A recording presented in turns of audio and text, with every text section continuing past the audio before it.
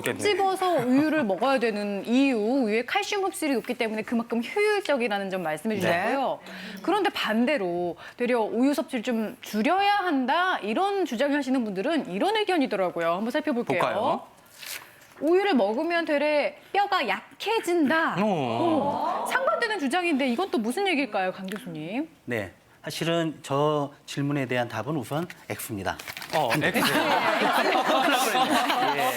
교수님 놀라셨어요. 예, 저도 화면을 보고 놀랐는데 사실 그렇게 된 이유가 사실 논문을 연구를 전 세계 학자들이 하다 보면 그 결과가 A같이 나오기도 하고 반대로 나오기도 하거든요. 네, 그래서 이런 문제를 해결하기 위해서 하는 연구가 메타 분석이라는 거예요.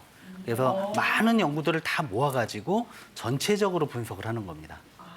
이제 그 연구가 가장 최근에 가장 큰 규모로 한 게 2018년 작년에 나왔는데 네. 거기서 보면은 요구르트하고 치즈를 섭취한 군에서 오히려 고관절 골절 위험이 낮아진다는 연구 결과가 나온 겁니다. 근데 사실 일부 연구, 고관절 골절 위험을 높인다는 연구는 우유를 정말 많이 먹는 나라에서 나온 게 많아요.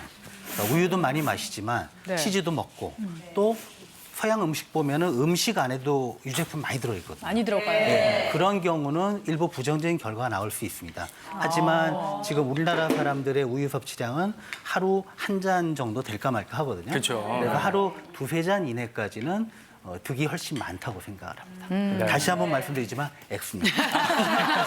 다시 한번 다른 말을 확실하게 타주셨습니다. 과하지 않은 적정량의 우유 섭취는 뼈 건강에 도움이 된다. 확실하게 말씀해 주셨고요. 두 번째로 이제 우유 먹어야 한다는 쪽의 주장을 좀 보면 이런 주장이 있어요. 동맥경화 심혈관 질환을 예방한다. 이것도 맞는 얘기인가요, 교수님? 네, 사실은 이것도 X입니다. 아까 O죠, 이번에는. 네, 틀렸는데요.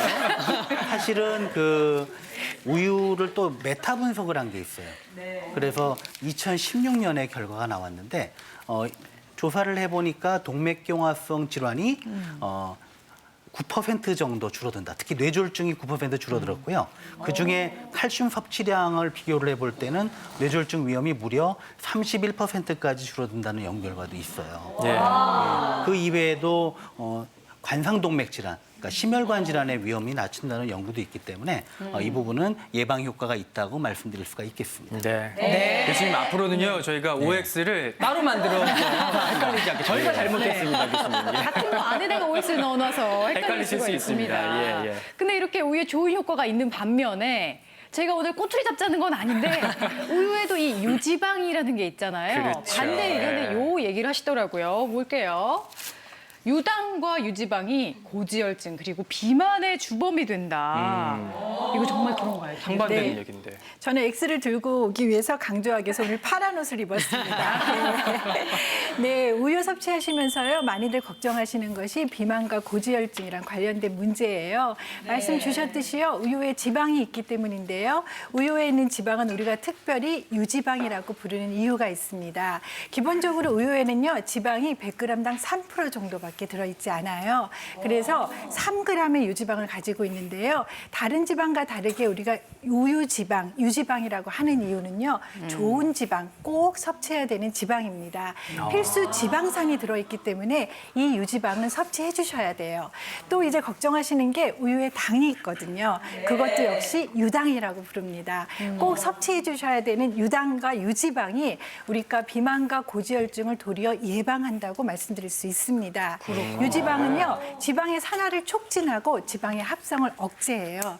제가 실제 연구를 해봤습니다. 예, 국민건강영양조사 자료를 가지고 저희 배재대학교 가정교육과 연구팀에서 조사를 했습니다.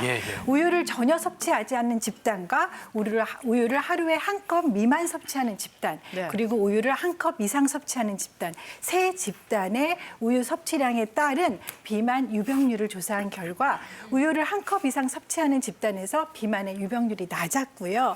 우리 다들 아실 겁니다. 체질량 지수라고 BMI 지수 낮았습니다. 이것뿐만 아니라 우리 꼭 필요한 좋은 콜레스테롤 HDL 지수 높은 것으로 유의적으로 나타났습니다. 그렇군요.